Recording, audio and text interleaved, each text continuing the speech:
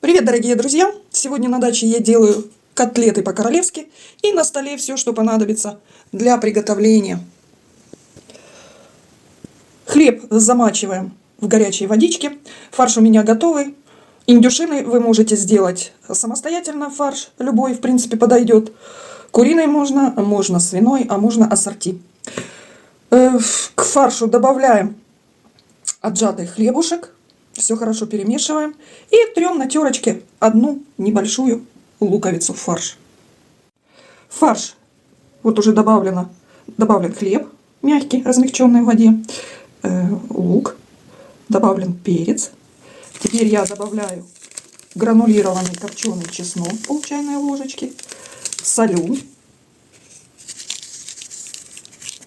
По вкусу все это. И тщательно перемешиваю руками. И бросаю фарш в миску, как бы его отбиваю. Чтобы потом и котлеты были мягче, и вкус был лучше. Фарш бросаю в миску вот таким вот образом. Бросайте его пожестче. И так вот такими вот кусочками пожестче. Так, чтобы он хорошо отбился. Так надо проделать минут 5 со всем фаршем. Теперь делаем начинку для этих котлет. В удобную мисочку положили кусочек сливочного масла 100-150 грамм.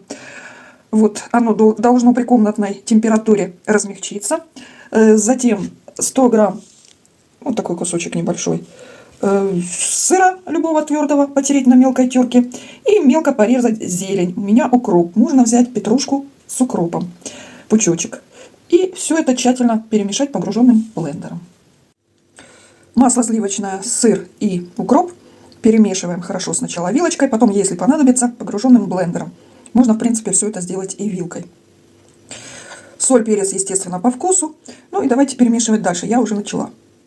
С маслом, сыром и укропом я управилась вилочкой, потому как у меня масло не очень мягкое было.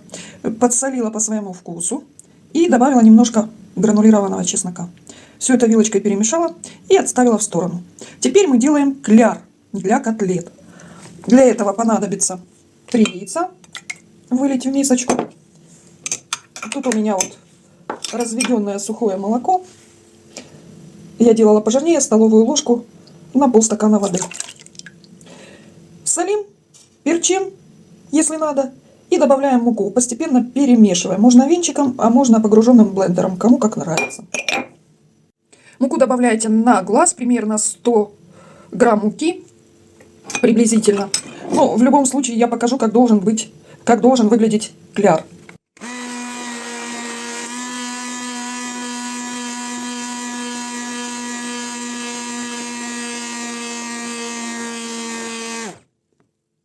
Сковородку с растительным маслом ставим на среднюю мощность и разогреваем.